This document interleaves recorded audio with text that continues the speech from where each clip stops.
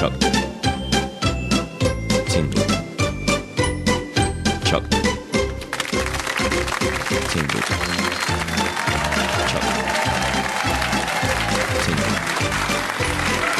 Chuck. Tingle. Hello, I'm Fiona Bruce, and welcome to the Chuck Tingle Book Club. Oh, yeah. Cool. So welcome to the Chuck Tingle Book Club. This week we were reading Space Raptor Butt Invasion. Mm-hmm. It was the free book that was given away in Vampire Night Bus that we visited a couple of issues ago. And it's our first sci-fi offering, really, if you don't include time travel. Yeah. The hard sci-fi. This is hard sci-fi. It's. I could sum up this book. I've written notes this time. I've actually done a proper synopsis, but it's basically The Martian, but with butt fucking dinosaurs. Is it The Martian? Yeah. A little bit. At least the beginning of The Martian. Probably doesn't have the same ending.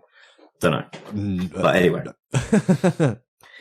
Quick little synopsis. So, we open on Zorbus, an outpost on a rock of a planet, as Officer Pike is handing over a terraforming station to our protagonist, Lance. Quick note on the name Pike, because it's not included in my essay, but I liked the names Lance and Pike. They're very good sci-fi names. Obviously, you got Lance from Lance Armstrong, like the first man on the moon, and Pike, Captain Pike, the original captain of the Enterprise. I thought they were good choices. They're big sticks with pointy bits on it.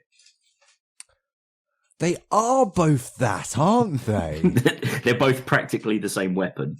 They're both, if you think about it, both phallic representations meant to, quite possibly. Very good. But Lance will be alone up here, budget cuts and everything, as you might imagine, and he'll be there for a whole year on his own. Humanity has less than 10 years left on Earth. No capitalized. Note, please, as well, that it's not capitalized correctly, Earth, in this book. No.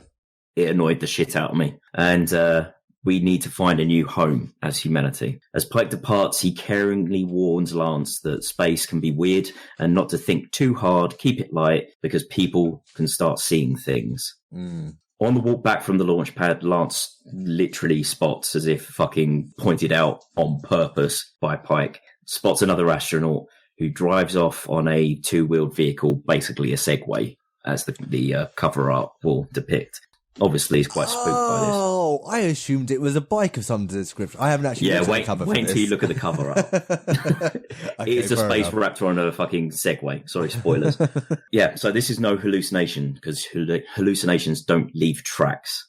Lance checks with the computer, but no astronaut's been sent from Earth. So, passed out on the couch, but woken by loud knocking on the hatch door, Lance is thrown into a state of fear. Orion is the name of the other spaceman, as they introduce himself. And Orion is a velociraptor from Earth 2. Spelled the number 2, not T-O-O. Which is almost a shame. Yeah. But it turns out, well, technically, his species is from our Earth. Mm-hmm. Because it turns out the dinosaur extinction event is nothing more than revisionist history. And they're actually left Earth 1 because it sucked a bit. Don't really get into it. Earth 1 sucks. So they found a new one. Realizing Orion is also up here and missing home as a lone astronaut, much like himself, Lance offers maybe you'd want to hang out for a bit. And they do. They cohabitate for a while, in fact. Story as old as time. Man meets dinosaur. Man and dinosaur hang out. Man and dinosaur decide it's not gay if they're different species. Dinosaur doms the fuck out of man, and with his big red dino cock, no less.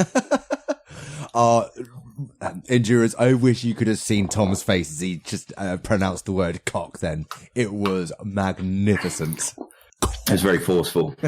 Speaking of forceful, the set scene follows. Wanking, blowjob, slipping past gag reflex, ongoing theme.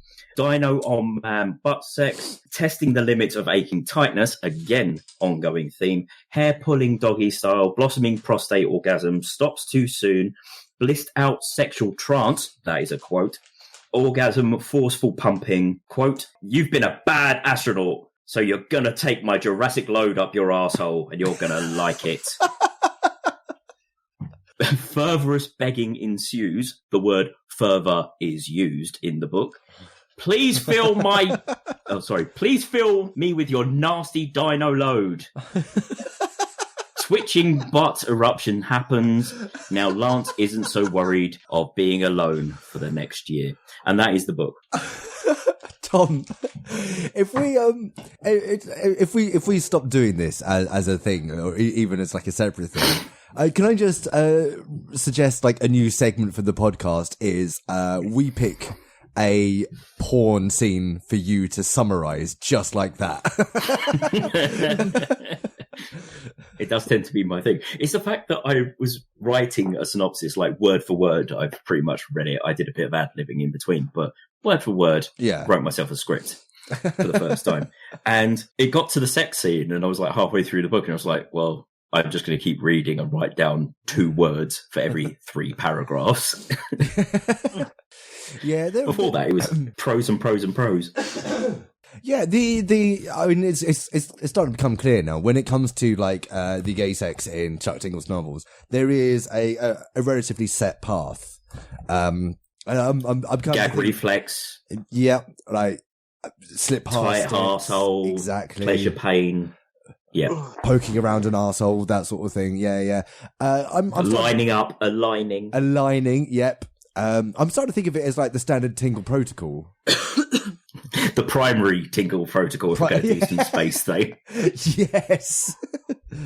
Okay, cool. So here is my analysis of Space Raptor. An analysis of Space Raptor Butt Invasion. Space Raptor Butt Invasion is a cute and heartwarming tale about a man who's left completely alone on an alien planet, only to find company and butt-slamming solace from a mysterious extraterrestrial. Isn't that enough? Can't we just leave it at that without picking it apart and becoming yet another accessory in the postmodern pursuit of bringing about the death of the author? Of course not. This Tinker is an interesting one because of its sci-fi setting. This is essentially a first contact scenario. And given that, you might expect Chuck to be making a case for greeting aliens with love. When our hero, Lance Tanner, comes face to face with the Raptor Orion for the first time, he utters the words, quote unquote, "This can't be real." While this cements the idea that this is an entirely new ground for our human protagonist, no further explanation of the gravity of this event is ever made. So, if this isn't about first contact politics, then what? Quote unquote, "Nothing can prepare you for the loneliness of space."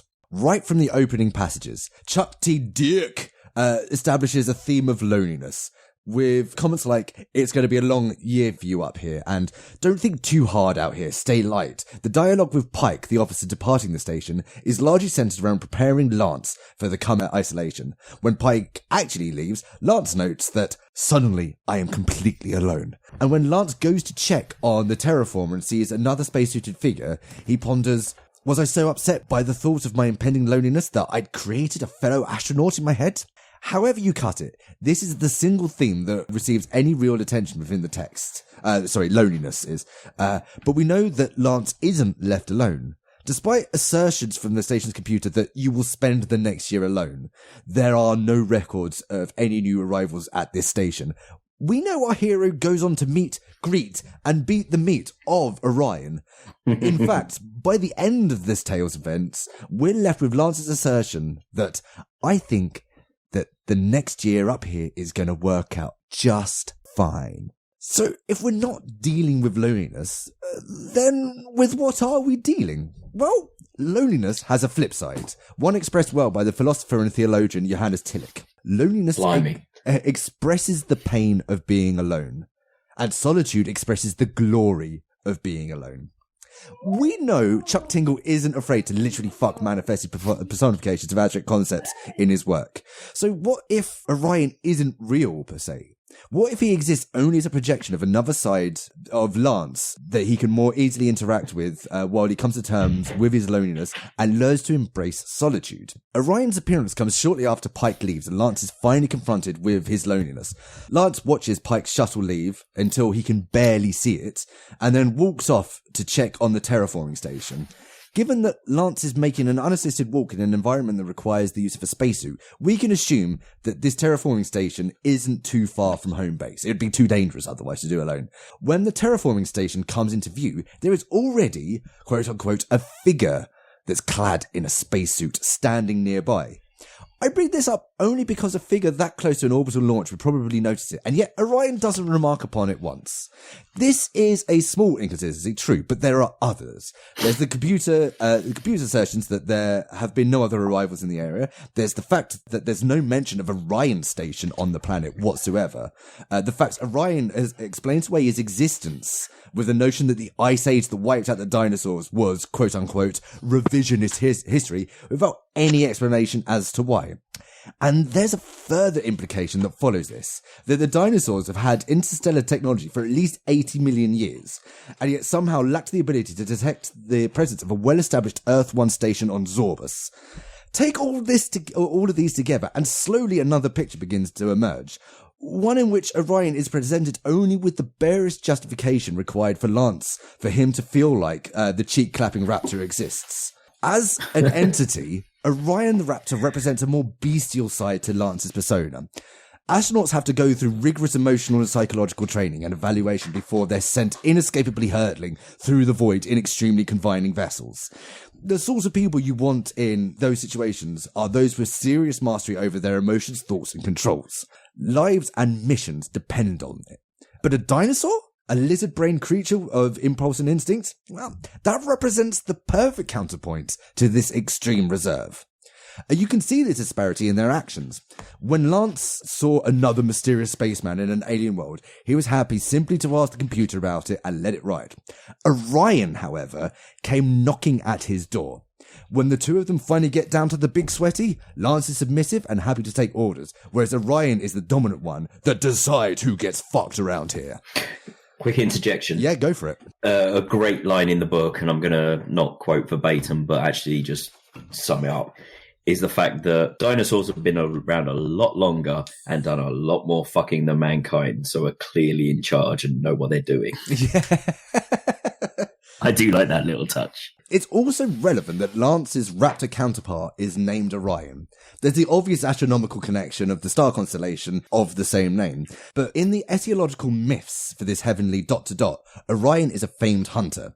For a hunter, Orion only ever has one notable hunting companion, Artemis, an ancient Greek goddess and patron to young girls. So we have the bold and powerful masculine energy of Orion as a counterpart to Lance's Artemisian reserved and productive feminine, a yin to a yang. The tale of Lance and... sorry, were you waving for my attention? Yeah, go for it, mate. No, I was just also going to point out the submissive dom relationship. It's a passing, very shallow thing, but Orion is very well known for his belt. Bondage implement? This Orion... It never approaches bondage. No, it doesn't. But also, the way I decided... I was waiting for that to happen. The way I decided to read this is, while Orion is known for his belt, this Orion is known for what's just below his belt. Do continue. Also, I don't know if you noticed, but the three fingers also matched up with the three stars of Orion's belt. Yeah, no, I didn't see that, but that's perfect. Good. Keep going. So, what we got? Orion is Orion to Lance's Artemis, a yin to a yang. The tale of Lance and Orion coming together is a story of self-actualization. When Lance first sees Orion, albeit from a distance, Lance tells us, "I freeze in shock and fear," and that they become locked in a bizarre standoff. An understandable reaction to becoming aware of a side of yourself you've trained to keep hidden. Later, when Orion knocks at the door of Lance's home, Lance asks, "Who are you?" Only for Orion to repeat the question back at him, but with an italicized stress on the "who are you." Lance is now being challenged by this other side of his persona to actually consider the true nature of his own identity. Finally, after Lance hears out Orion's flimsy justification for existing, such as I explained 3 paragraphs ago, there comes a moment from Lance that becomes quite touching when viewed through this new lens. When Orion betrays a faint glimmer of hope at the notion that the two could hang out, Lance simply says, "Sure. You play ping pong?" Oh man, it's fucking beautiful. It's fucking beautiful, given man. the fact that just before leaving the station, Lance and Pike were supposed to play low gravity ping pong, and they are very, very friendly. Indeed. So it's that friendship making. Yeah, it's beautiful, man. Like this is little ground of something that's homely, something that's loving and warm and comfy. So the other side, like viewed through the dueling personas, sides of persona, this is the moment that Lance finally accepts the full spectrum of his psyche. They go on to play that damn ping pong and get to talking for hours on end and generally become, in quote unquote, an incredible duo. Eventually, Lance finds a sweetness and gentleness to Orion, despite, quote unquote, despite being a bloodthirsty dinosaur, and he becomes ready to progress. Carnivore. I left that. I didn't include that in the quote. Okay. Bloodthirsty dinosaur carnivore. It was kind of like a tautology at that point, really, wasn't it? Well, I suppose not all dinosaurs were carnivores. Some were peaceful, some were hunters, some were prey. Some had big stampy smash feet. But then again, he is a dom. He's definitely going to be the predator of the two. Of course. So this is when Lance. Oh, I'm sorry. I just got an image in my head of a submissive brontosaurus, and it's making me laugh quite a bit. Oh my god! All that neck, all that girth, no fucking dominance. Could you imagine a brontosaurus in a dildo gimp mask? Album art.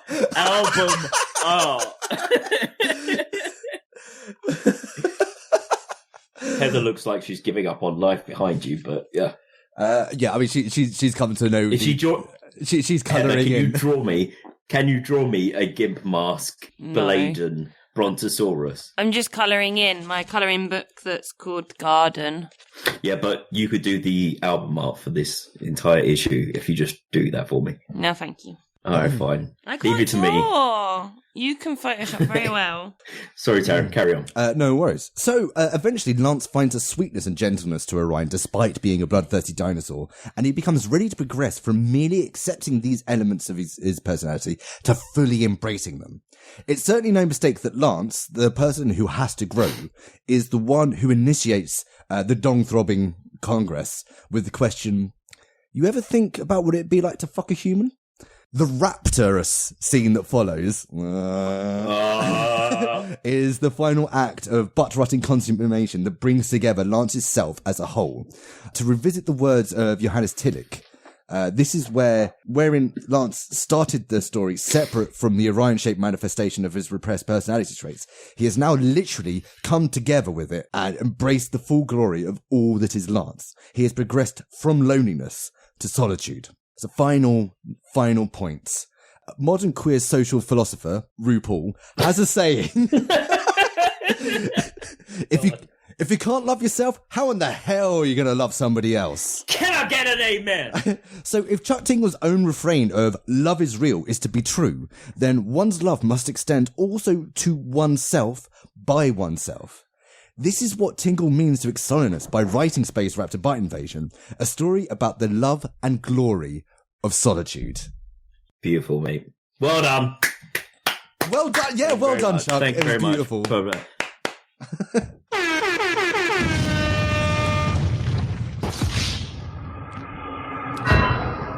These nuts. Sorry, I lost my word with the soundboard there a bit. Prick.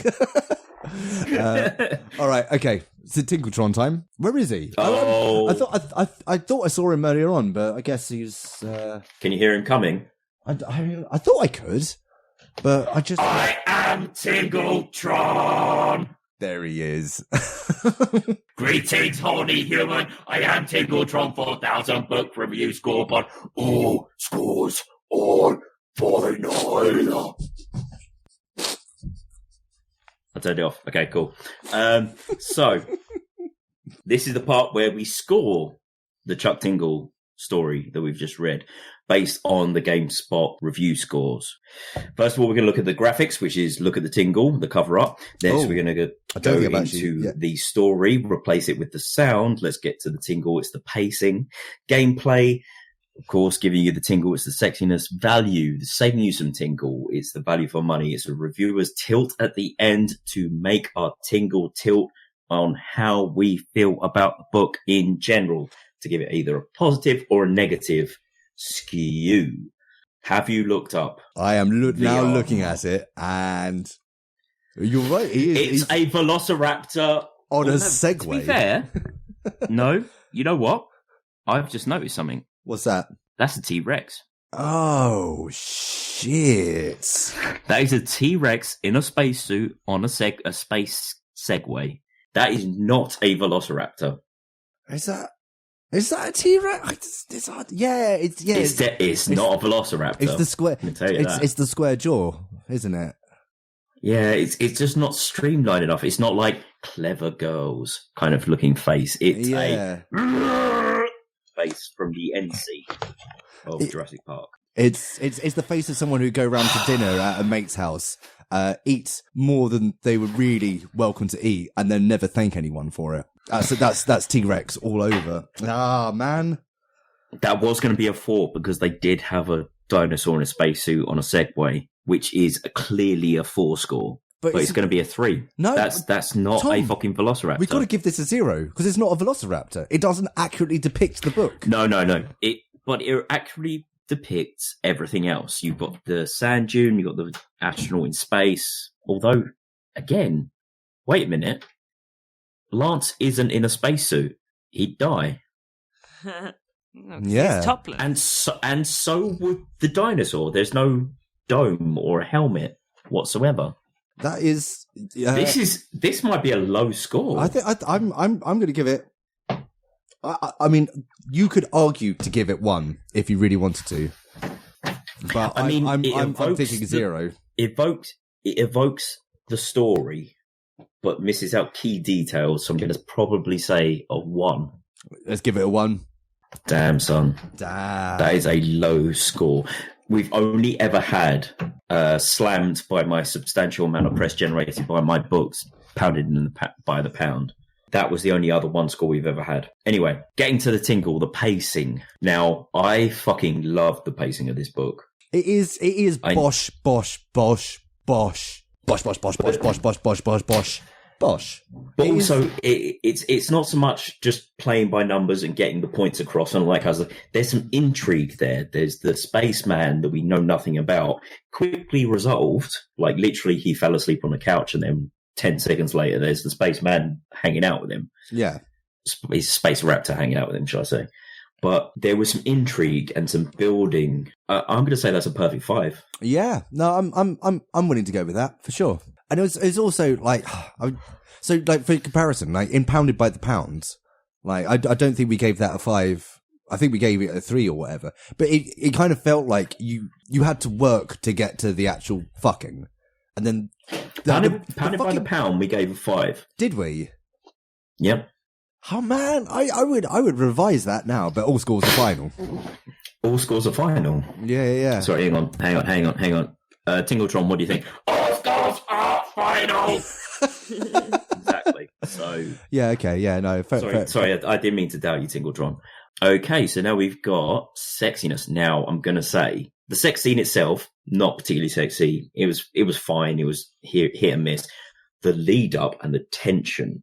That lead up of, would you fuck a human? No, because human women are too weak to take my pounding.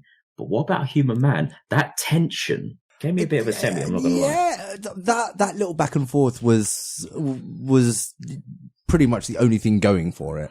Like the build up, it just, I mean, it was a good tension. What was the scale again? Like 3, you get a semi. 4, full-blown erection. 5, you actually had to wank. Yeah, so I'm going to say probably a 3. I think it's going to be a 2. This one did not get me hard. 2.5, we'll call it. Oh, yes. And don't give me fucking shit about 10. Man, I want to give you so much shit right now. Oh, it's so annoying. How Tingletron, is that how you operate? Fuck no! I'm sorry, I tried. Okay. Anyway, cool. And then next... saving some Tingle. It's the value score, value for money. I thoroughly enjoyed my time with this book. Yeah. 4. 3. 3? Yeah. Okay, I'm fine with the 3. No, 3's fine. I'd go with a 3 purely because, like some of the other books have kind of made me kind of like when I've been writing the essay, I've actually had to like wander off and just kind of find and do like proper research. And this one, like, I didn't really feel that impulse. I probably could have looked up some more philosophy on the nature of solitude, but it didn't like expand in the way for me that the others have. So 3. Okay. And now we get down to it. We're on the reviewer's tilt, the Tingle tilt, if you will. We are on a very low score so far. We are on a 4.6. If we gave this a perfect score of 5, it will take it to a 6.6, which is one of our lower scoring books. I feel this book is greater than the sum of its parts. Yeah, I don't feel inclined to give it more than a 4. So I'd be a 5. 4.5. It is 4.5. You said it. You motherfucker. Which gives it its overall score. It's 4 score. It's Tingle 4 score. It's Ting total. It is the second to bottom. The only worst score we've ever had is slammed by my substantial amount of press generated by my book Panic by the Pound. Which is still fucking wild that that's at the bottom of the pile. This is what a cover can do. Do you question Tingletron? Are you questioning me? No. It's all right, dude. Please put down the knife. Put down the knife, Tingletron. I will fucking murder you. No, I understand. No, all scores are final. That's right, all scores are final. Yeah, no, Tingletron is fine. No, it's you don't need to look quite that looming. No, it's cool. We get it. We'll sit down. My uncle was a loom. Okay, all right, fine. All right, dude. Okay, yeah. Sorry, I think you're being racist now. I didn't realise that was a trigger word. Yeah, okay. I'm sorry. Apparently, his uncle was a loom. It was a loom. Being racist. It was a fucking loon. So there we have it. I need to go run and grab the pot so we can draw the next one. Tom, you can. All right, thank you very much for that. You can vamp for a minute or so. Oh yeah, absolutely. So going forward, I think that go. You do your thing. Go. Sorry, I'm watching him on the web stream. Yeah, I think going forward, we are going to do the book report as a separate recording, put out at the same time as the original issue, but we'll do the usual 2-hour recording of the podcast and also have a separate book club that you can go to on YouTube or the RSS episode stream. Anyway, that's starting next issue. And I can see Taron running around like a nutcase. He almost looks like a gazelle with hair. Like lots and lots of hair. Really scared gazelle, just running across the plains looking for some pot, avoiding all predators in his way, but with a lot of hair. So what have you got? What? What was that, Tom? Basically, I filled everyone in saying that we need to put this out as a separate issue in the podcast stream and on YouTube. Why am I filling you in? You can listen to the fucking podcast for once. Fuck off. I could. What have we got? But I won't. Okay, so the next Chuck Tingle we will be reading is...